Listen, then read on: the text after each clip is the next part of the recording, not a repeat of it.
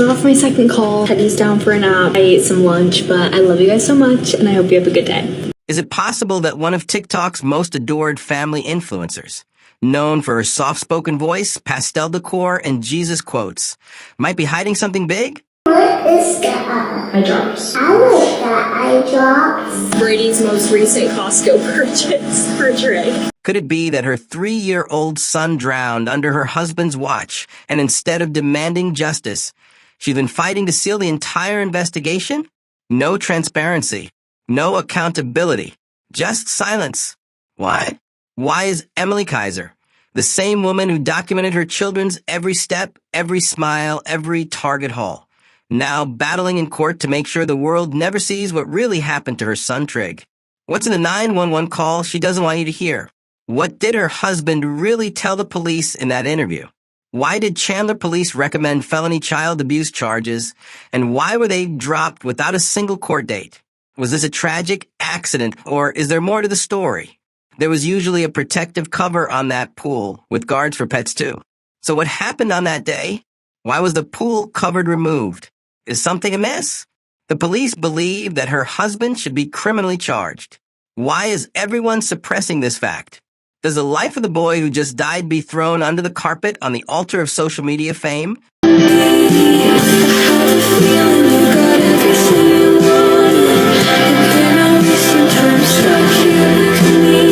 If this is an honest mistake, doesn't it make her human after all? Cases like this happen often, and the police clear the parents and let them mourn. Why is this different? And while she's fighting to bury the facts, she's still posting, still influencing, still monetizing her grief. Aesthetic coffee montages, emotional devotionals, but no answers. Why would a grieving mother go to court to seal bodycam footage and police reports unless there was something in them she didn't want the public to see? And here's the scariest question of all. If this were anyone else, anyone without followers, brand deals, and legal teams, would justice have been served? This isn't just about drowning. This is about privilege, power, and the way influencer culture has warped our sense of truth. Buckle up. The story you're about to hear will make you question everything. Like, comment, and hit that subscribe button. Because the deeper we dig, the darker it gets. And trust me, we're not done yet. Follow for more. This is just the beginning. Let's talk about picture-perfect families. Those couples you scroll past on Instagram or TikTok and think, wow, they've really got it all figured out. Perfect house. Perfect kids. Perfect lighting. Perfect lies? Because what happens when the filter slips and behind the soft piano music and matching pajamas, you find a dead child, unanswered questions, and a mother fighting, not for justice, but for secrecy. Welcome to the story of Emilie and Brady Kiser, a social media power couple turned national controversy. This isn't just another influencer sob story. This is real, raw, and uncomfortable. And it all begins with a toddler named Trigg. In the world of curated perfection, Emilie Kiser reigned. Over 500,000 followers across platforms. Aesthetic home decor. Baby giggles. Motherhood moments drenched in soft beige filters. Her followers, mostly young mothers and women seeking that clean girl lifestyle, ate it up. Her husband, Brady? Less visible, less flashy. But in the few appearances he made online, he played the role well. The loving husband, the doting dad. Quiet, strong, present. Together, they seemed like the hallmark channel of TikTok families, a safe space in a toxic internet world. But here's the thing about curated lives. They often hide the mess. And the mess, in this case, was about to explode. It was early May 2025. Emilie had left town for a girls' trip. Harmless, right? A much-needed break. Because after all, being an influencer mom is still being a mom, sort of. She left behind her husband Brady and their 2 sons, 3-year-old Trigg and baby Theodore, just a few months old. Now pause. Imagine this, one parent out of town, one dad, home alone with a toddler and newborn.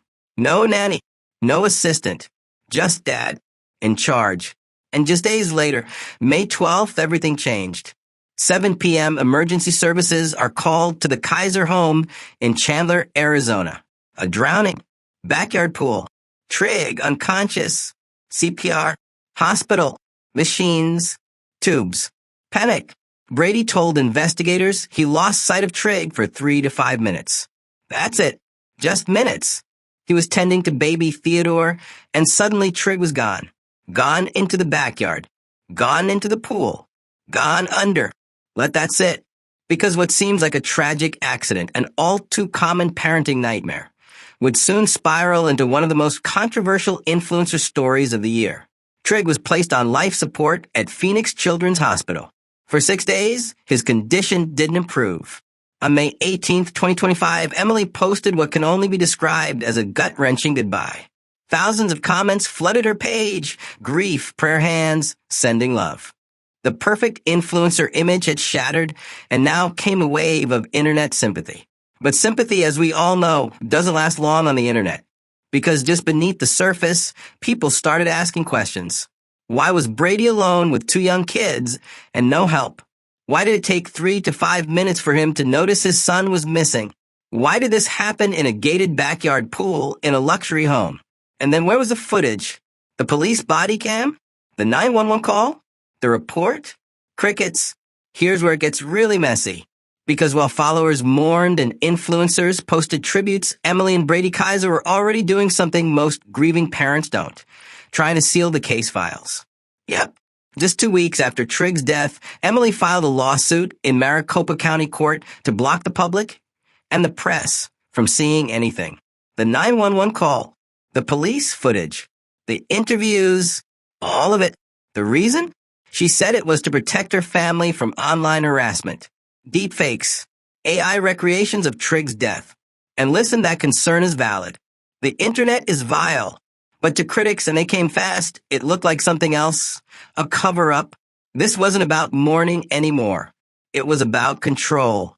Because Emilie didn't just ask the court to redact sensitive footage. She asked to seal the entire investigation. Lock it up. Keep the public out. Forever.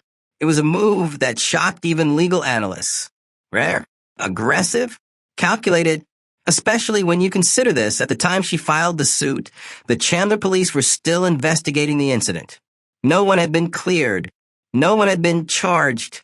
And suddenly people started wondering, what do they know that we don't? The backlash online was swift.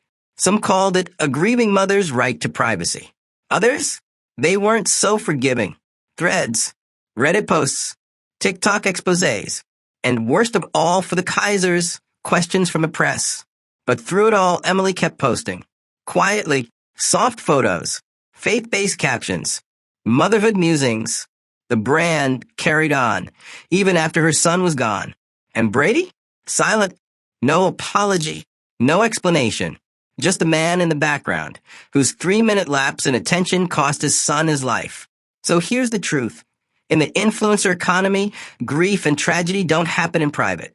Not when you built your life on likes and views.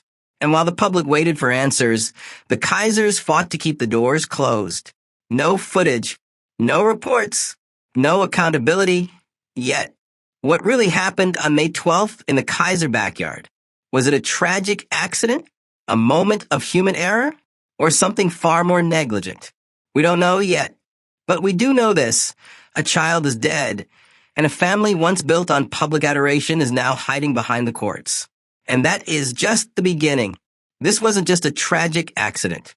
This was a chain of decisions, split seconds, ignored risks, and a moment of silence that would echo forever in a backyard pool in Chandler, Arizona. Forget what you think you know. Because in this chapter, we're not dealing in aesthetics or family brands. We're dealing in minutes, mistakes, and a drowning that was absolutely preventable. Let's talk about the facts, because they speak volumes when no one else will. May 12th, 2025. A regular Sunday evening, or so it seemed. Emilie Kiser was out of town, enjoying a girls' trip. Her husband, Brady Kiser, was home with their sons. 3-year-old Trigg and newborn Theodore, who was just about 3 months old. Now here's where it gets serious. Brady wasn't just parenting. He was multitasking with an infant alone. No babysitter. No other adults. And that infamous Chandler sun? Blazing. Arizona in May isn't just warm.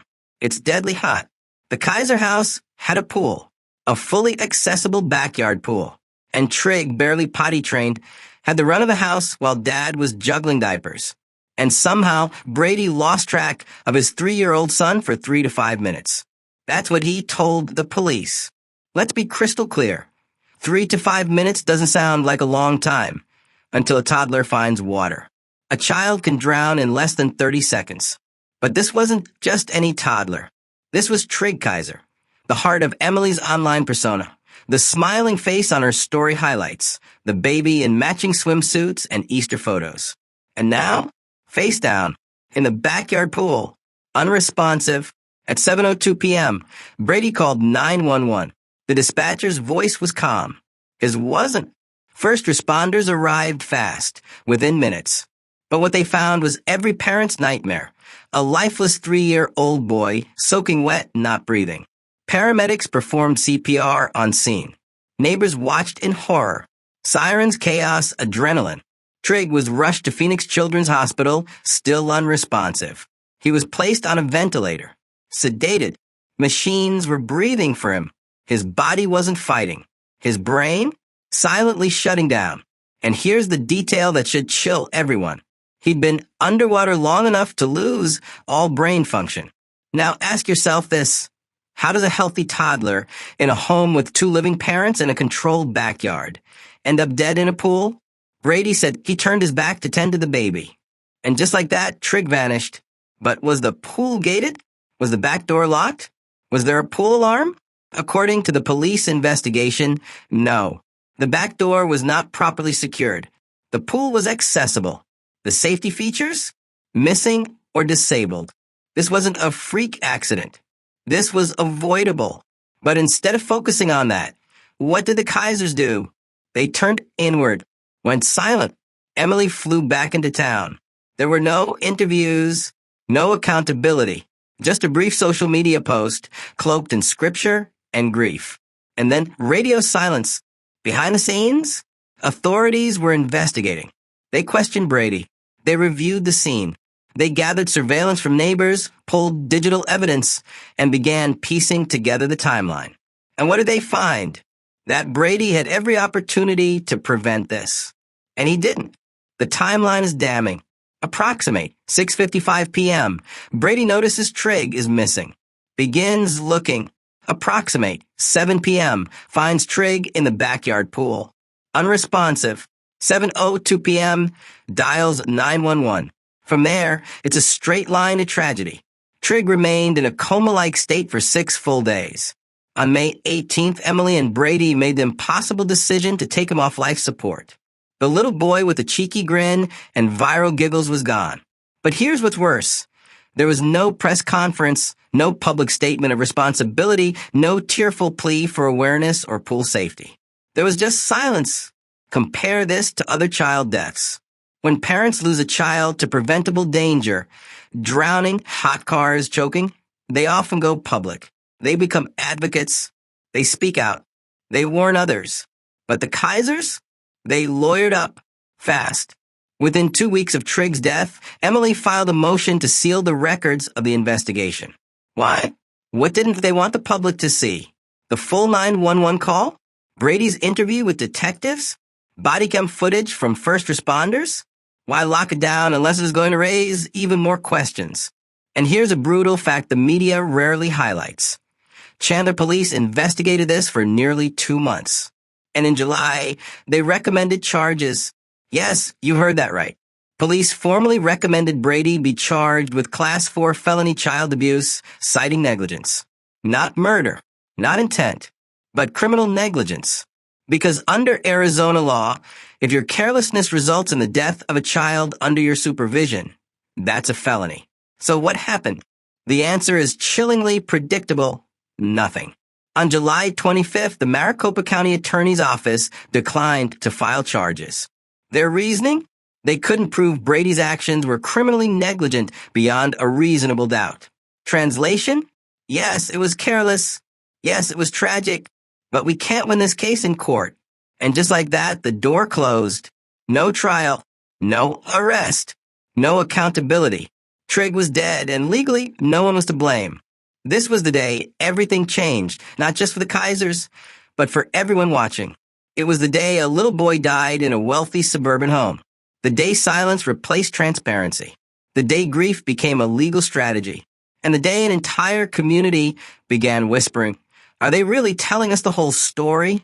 You'd think when a toddler dies under suspicious circumstances, when a father admits he lost sight of his son before he drowned, you'd see sirens.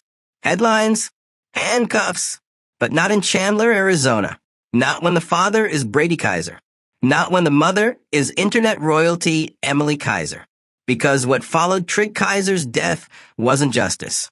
It was a legal circus, backroom deals, PR gloss, and a prosecutor's office that said, yeah, let's not let this one slide. Let's talk about how a dead 3-year-old became nobody's responsibility. After the drowning, the Chandler police didn't just shrug and move on. They launched a full investigation. They pulled home surveillance footage. They examined the pool's security features or lack thereof. They sat down with Brady and asked the tough questions. Where was he? What was he doing? How long had Trigg been out of sight? Spoiler, it was exactly as bad as it sounded. Brady admitted to police, on record, that he was caring for baby Theodore and lost track of Trigg for up to 5 minutes. In that time, Trigg left the house, entered the backyard, accessed the pool, and drowned. And let's be clear, Arizona law does not play around when it comes to child safety. If you expose a child to risk that causes death or serious harm, even accidentally, you can be charged with Class 4 felony child abuse.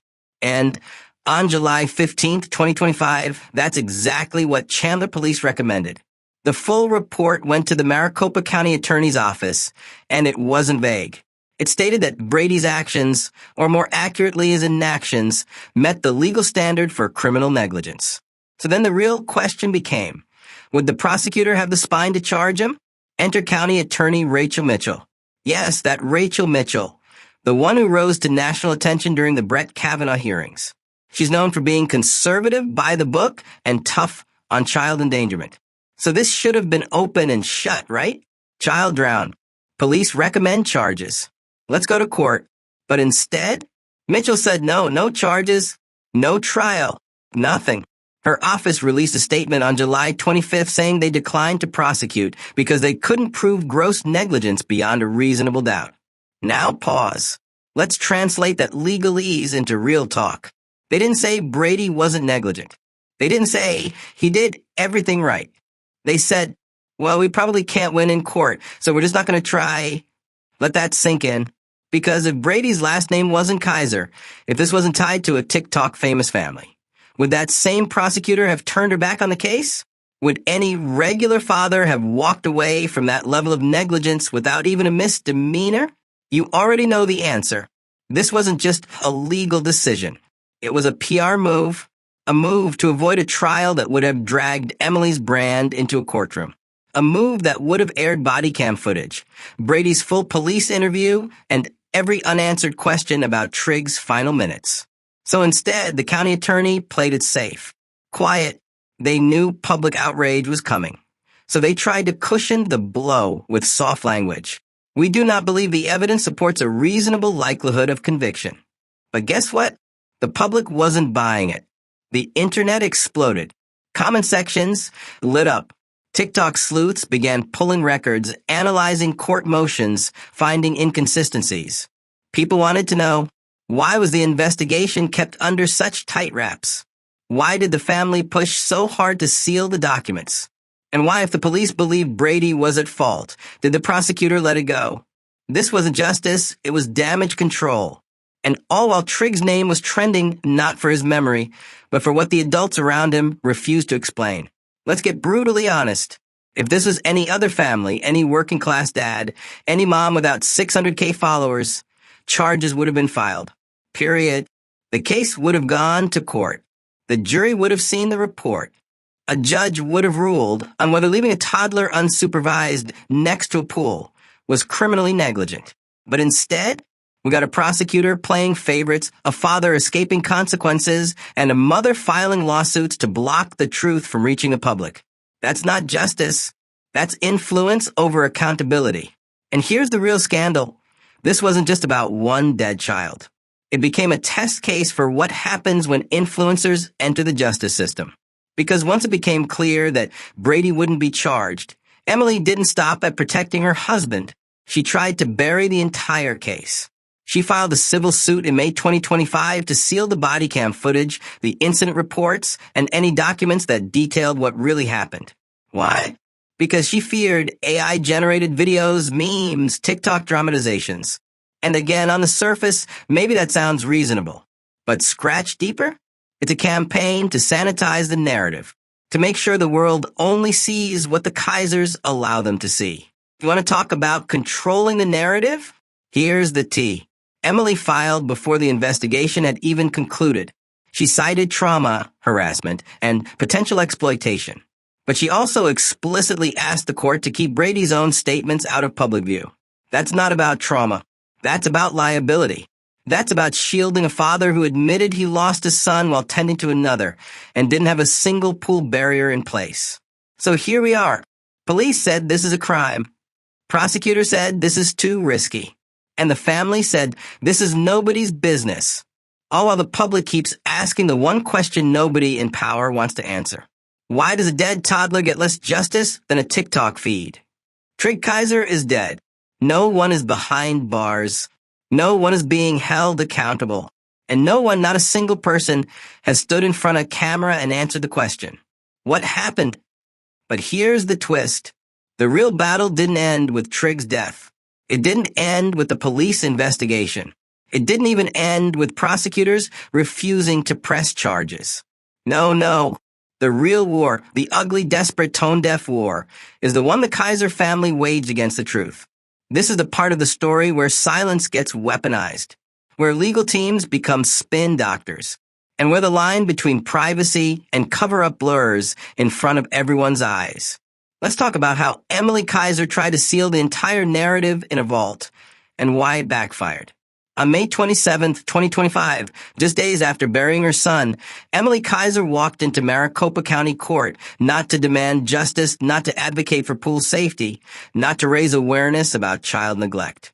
She filed a lawsuit to seal the investigation into her own son's drowning. Yes, seriously. No press. No public records. No video. No police reports. Not even a transcript of Brady's interview with detectives. Everything locked away. Why? According to Emilie's filing, she was worried about trauma harassment and misuse of footage, especially with AI, deepfakes, and online trolls spinning up content about Trigg's death. Sounds protective, right? Well, on paper, maybe. But online, it reeked of damage control. You can't have it both ways. You can't build an entire influencer empire around your family, using your kids as literal content. And then when something goes wrong, scream privacy. We're victims. Because that's exactly what Emilie did. And the internet? Oh, it noticed. Reddit threads, TikTok breakdowns, YouTube exposés. The public was not buying what the Kisers were selling. One viral comment said it best. You don't get to monetize your child's life and then gatekeep the details of his death. Ouch. But fair. Let's talk legal strategy. Emilie's request wasn't small. It was aggressive. Her lawsuit asked the court to block body cam footage, police interviews, incident scene photos, and even the 911 call. She claimed her family was receiving hundreds of public records requests, people demanding transparency. And her response? Shut it all down. She even asked the court to redact her own personal declaration, an unusual and bold legal move that says a lot about what might be in it. And guess what? The judge agreed temporarily.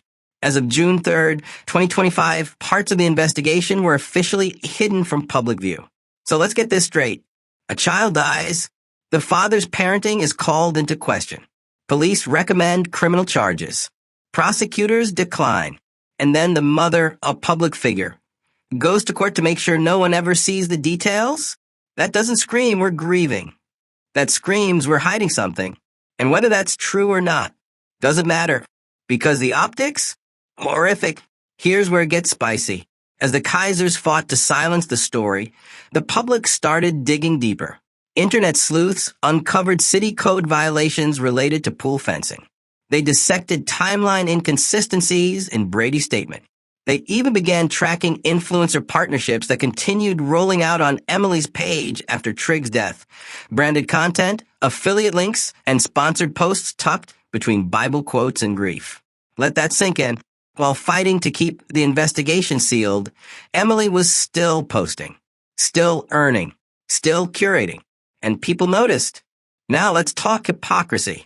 The same woman who claimed she wanted privacy went right back to filming emotional reels in her sunlit kitchen, sipping iced coffee, and talking about healing. Healing while simultaneously paying lawyers to erase the paper trail of what happened in her own home. Make it make sense. You either want privacy or you want engagement. You don't get both. But the most disturbing part?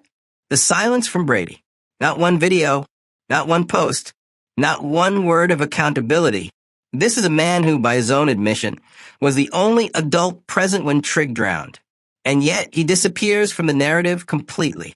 Emilie talks about her emotions, her heartbreak, her faith. But Brady? Nothing. And people are starting to ask, where is Brady? Why is he silent? What exactly did he say to police that now needs to be sealed from public view? Because let's be honest, that silence feels strategic. This chapter was never about grief.